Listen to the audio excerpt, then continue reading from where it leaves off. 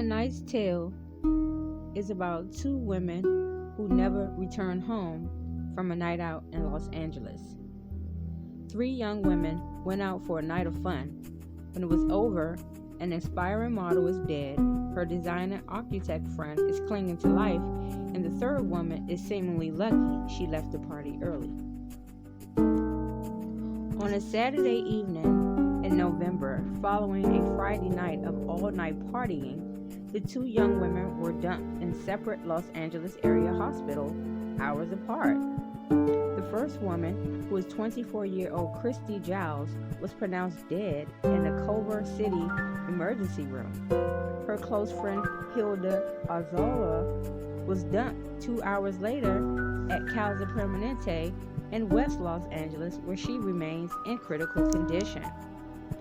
Their tragic consequences appeared more sinister because both women were allegedly dropped off by the same unidentified masked men in a Prius without a license plate.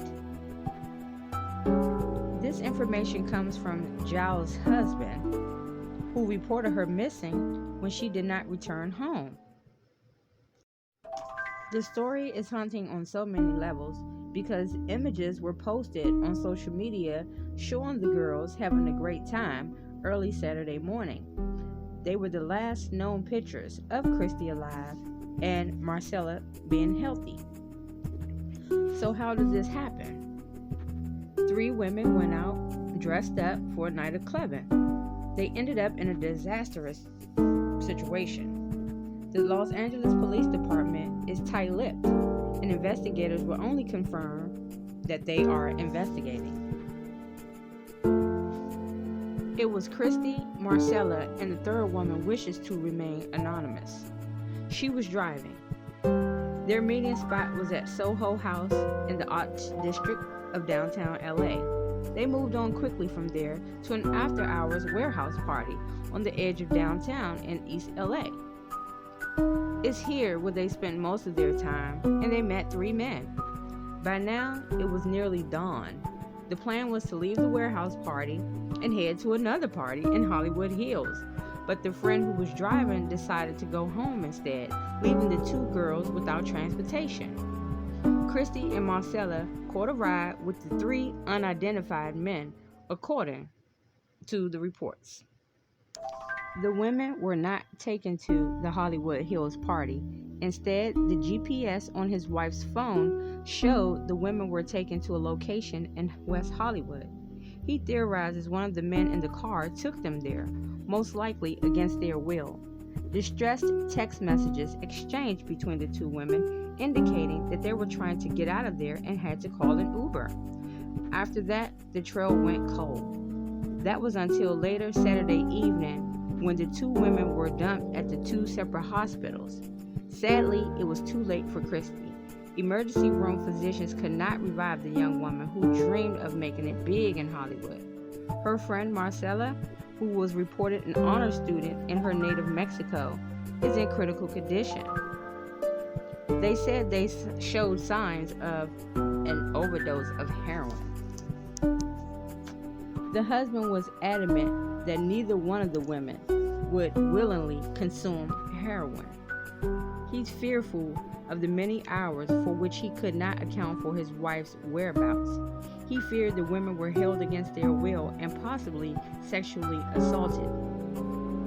He wept as he recalled for his love for his wife, saying he's determined to find the men who did this. He set up a GoFundMe page under Justice for Christy. But will there be justice? The model could not be resuscitated and was declared dead on the scene. The other young lady that was dropped off at Casa Permanente was reported brain dead and died on November the 24th. Well, 3 days ago, there was an update from the autopsy report on Giles that was completed by the LA County coroner. Toxicology reports showed that Giles had multiple drugs in her system, including the drug GPA, which is known as the date rape drug. After they became unresponsive, the suspect did not call 911. Rather, he took his time, removed his license plate from his car, report said. The other individuals drove the two victims separately to different hospitals where they dumped the body. Remember, it was 3 men. One stayed home, one took one girl to one hospital, and the other guy took the other girl and dumped her at the other hospital. The 2 men loaded them in the backseat of their cars and dropped them off. It was reported that Giles also had a deadly combination in her system of cocaine and fentanyl when she died, according to the reports. A friend later told investigators that she was afraid of needles and she would never use heroin or fentanyl because she feared the dangers. They both had tested positive for cocaine and MDMA, the drug commonly known as ecstasy. Giles' husband told the New York Post that the coroner's findings gave him hope that the case could finally move forward. The whole time he said he was feeling like he was all alone, knowing that they were murdered.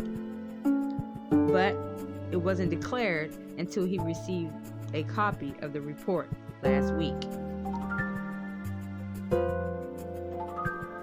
The friend who had left ordered an Uber for them. However, no one went outside when the Uber arrived. And one man was arrested, David Pierce, 40. He remains in a Los Angeles jail on a $3.4 million bond on a separate rape and sexual assault case involving 4 alleged victims. Pierce is facing 2 counts of forcible rape, 1 count of raping an unconscious or asleep person, and 1 count of sexual penetration for a foreign object. He has pleaded not guilty to those charges and is scheduled to appear in court on April the 25th. The 2 other men, Michael Ashbach, 47, and Brant Osborne, 42, were also arrested in connection to Giles and Arzola's death, but has not been charged.